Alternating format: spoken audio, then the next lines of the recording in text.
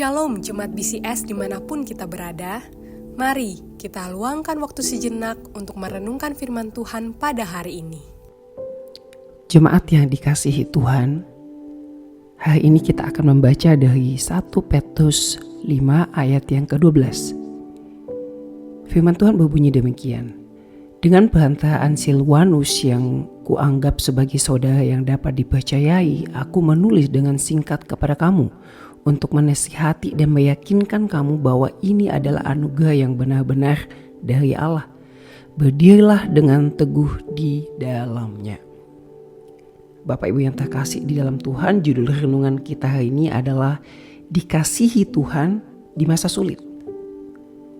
Bapak Ibu, kita menghadapi banyak rintangan di dalam maraton kehidupan ini.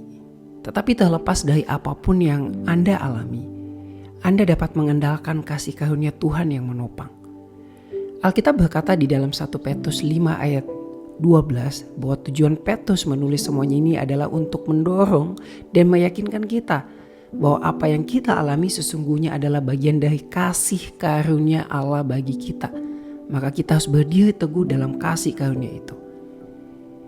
Jemaatnya dikasih Tuhan, ada 3 hal yang dapat menyebabkan Anda tersandung di dalam perlombaan hidup dan tidak menyelesaikan dengan baik. Tetapi dalam setiap situasi ini, kasih karunia Allah yang menopang dan membantu akan membuat kita melewatinya. Ketiga hal itu adalah yang pertama, bahwa kasih karunia Allah yang menopang membantu kita menghindari dosa ketika kita digodai. Godaan adalah hal pertama yang dapat menyebabkan kita tersandung. Alkitab mengatakan Allah itu setia. Ia tidak akan membiarkan godaan itu melebihi kekuatan kita. Apabila kita dicobai, dia akan menunjukkan jalan keluar yang lain bagi kita. Itu disebutkan di 1 Korintus 10 ayat 13. Tuhan akan menyediakan kasih karunia yang menopang kita supaya kita bisa lolos dari pencobaan itu. Kadang itu mungkin berarti kita ganti apa yang kita tonton. Kita lari keluar dari pintu, benar-benar keluar dari pintu, mengubah cara kita berpikir. Apapun itu, tetapi Tuhan akan menyediakan jalan untuk lolos dari godaan. Yang kedua, kasih karunia Allah yang menopang kita, membantu kita untuk tetap berdiri tegak ketika kita lelah. Terkadang Anda tidak tergoda, tetapi mungkin Anda hanya menjalani hidup yang lelah. Hidup yang membutuhkan banyak energi, terutama ketika Anda mencoba melakukan hal yang benar daripada hal yang mudah. Tetapi dari mana Anda mendapatkan kekuatan untuk melakukan hal yang benar ketika Anda lelah?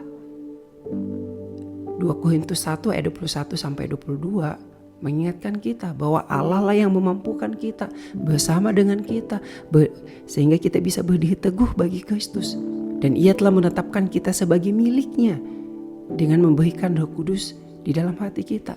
Kuncinya adalah Roh Kudus hadir di dalam kita yang memberi kita energi untuk melakukan hal-hal yang tidak dapat kita lakukan dengan kekuatan kita sendiri. Dan yang ketiga, kasih karunia Allah yang menopang kita akan membantu kita untuk terus maju ketika kita sedang mengalami kesulitan. Bapak Ibu, ada beberapa luka di dalam hidup yang tidak kunjung reda dan tidak pantas untuk diterima. Dan luka-luka itulah yang paling menyakitkan. Karena itu Bapak Ibu, apa yang Anda akan lakukan di dalam situasi tersebut? Pertama-tama berhentilah bermain permainan seandainya saja. Bagaimana kalau seperti ini? Seandainya. Tetapi sebaliknya, marilah kita fokus pada Kristus dan kuasa yang menopang. Yesaya 41 ayat 10 mengatakan, janganlah khawatir sebab Tuhan menyertai kita. Jangan takut sebab Allah menyertai kita. Dan Allah lah yang akan menguatkan kita dan menolong kita. Allah yang akan menopang kita dengan tangan kanannya dan menyelamatkan kita. Tuhan akan menolong kita dan mengasihi kita di dalam setiap situasi yang sulit. Mari kita berdoa.